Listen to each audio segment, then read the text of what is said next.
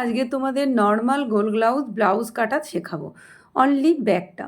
তো আমার যেটা লম্বা ব্লাউজের যেটা ঝুল তার সাথে আমি এক যোগ করেছি, অর্থাৎ 14 ঝুল আমি 15 ইঞ্চি নিয়েছি। এখানে আমরা কিন্তু পুটটা সব সময় 5.5 থেকে 6 নিতে পারি, আর যাদের 32 সাইজ 30 সাইজ তারা কিন্তু অনলি 5 নেবে, নইলে কিন্তু কাঁধ ঝুলে যাবে।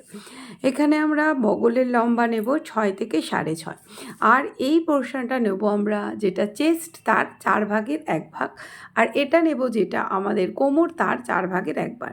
এবার এটা থেকে এটা জুড়ে নেব, আর এটা এক্সট্রা এক যেটা আমাদের এখানে টিকেনের জন্য। তো আমরা এটা নিয়ে করে নেব আগে। ফার্স্টে আমরা এখানে 2.5 ইঞ্চিতে মাপ দেবো, আর আমাদের যেটা গলার ডেপথ ততটা কিন্তু কেটে নেব। বন্ধুরা এটা মনে রাখবে যে আমাদের যদি বেশি ডিপ গলা হয় তাহলে কিন্তু আমাদের এটার মাপটা কম নিতে হবে, নইলে বারবার কাঁধ থেকে চলে আসবে।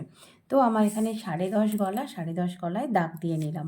এবারে আমি একটু ছড়ানো গোল করব, তার জন্য জাস্ট এখান থেকে তোমরা একটা গোল দিয়ে দেবে সুন্দর, তাহলে একটা ছড়ানো গোল গলা ব্লাউজ এসে যাবে। তো এবার এটাকে কাট করে নেব, তাহলেই হয়ে যাবে আমার ডিপ পিট গোল গলা ব্লাউজ, এবং এটা কাঁধ থেকেও নামবে না। এই মেজারমেন্টে তোমরা একবার করে দেখো অবশ্যই। আর এখানে হবে টিকেনের এটা শোল্ডারে 1/2 ইঞ্চি ডাউন করে আমরা এটাকে এখান থেকে একটা টেনে দেবো, দিয়ে এই দাগ বরাবর আমরা পুরো ব্লাউজটাকে কাটিং করব। তো আমার সুন্দর একটা ডিপ ব্যাক ডিজাইন গলা ব্যাক রাউন্ড গলা তৈরি হয়ে গেল। তোমরাও কিন্তু ট্রাই করবে এবং কেমন হলো জানাবে অবশ্যই।